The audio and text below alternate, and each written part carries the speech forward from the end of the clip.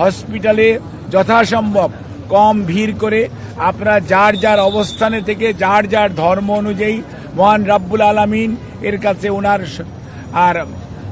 সুস্থতার জন্য আপনারা দোয়া করবেন এবং হাসপাতালের চিকিৎসক, নার্স, কর্মকর্তা, কর্মচারীদেরকে চিকিৎসা কার্যক্রম যাতে সঠিকভাবে ওনারা পরিচালনা করতে পারে সেই জন্য আপনারা সবাই সহযোগিতা করবেন।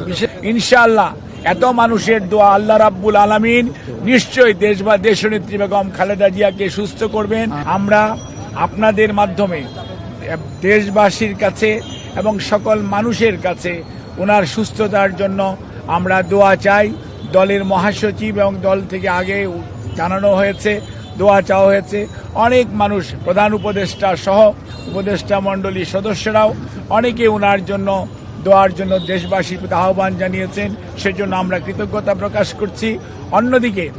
আমরা ওনার সুস্থতার জন্য আপনাদের মাধ্যমে সবাইকে অনুরোধ করব যে এই হসপিটাল একটি হাসপাতাল, এখানে দেশনেত্রী বেগম খালেদা জিয়া ছাড়া আরও ৩০০ জন রোগী ভর্তি আছে, যাতে রোগীদের চিকিৎসা কার্যক্রম কোনো অবস্থাতেই ব্যাহত না হয় সেই জন্য দলীয় নেতা কর্মী শুধু নয়, বাংলাদেশের ক্রিয়াশীল সকল রাজনৈতিক দলের সিনিয়র নেতৃবৃন্দ সার্বক্ষণিকভাবে ওনার খোঁজ নিতে আসছেন। ইমোশন আছে, আবেগ আছে, ওনার প্রতি ভালোবাসা আছে, সেই জন্য সেটার প্রতি শ্রদ্ধা জানিয়ে আমরা সবাইকে অনুরোধ করব হসপিটালে যথাসম্ভব কম ভিড় করে আপনারা যার যার অবস্থানে থেকে যার যার ধর্ম অনুযায়ী মহান রাব্বুল আলামিন এর কাছে ওনার আর সুস্থতার জন্য আপনারা দোয়া করবেন এবং হাসপাতালের চিকিৎসক, নার্স, কর্মকর্তা, কর্মচারীদেরকে চিকিৎসা কার্যক্রম যাতে সঠিকভাবে ওনারা পরিচালনা করতে পারে সেই জন্য আপনারা সবাই সহযোগিতা করবেন। বিশেষ করে সংবাদকর্মী ভাইয়েরা, আপনারা যে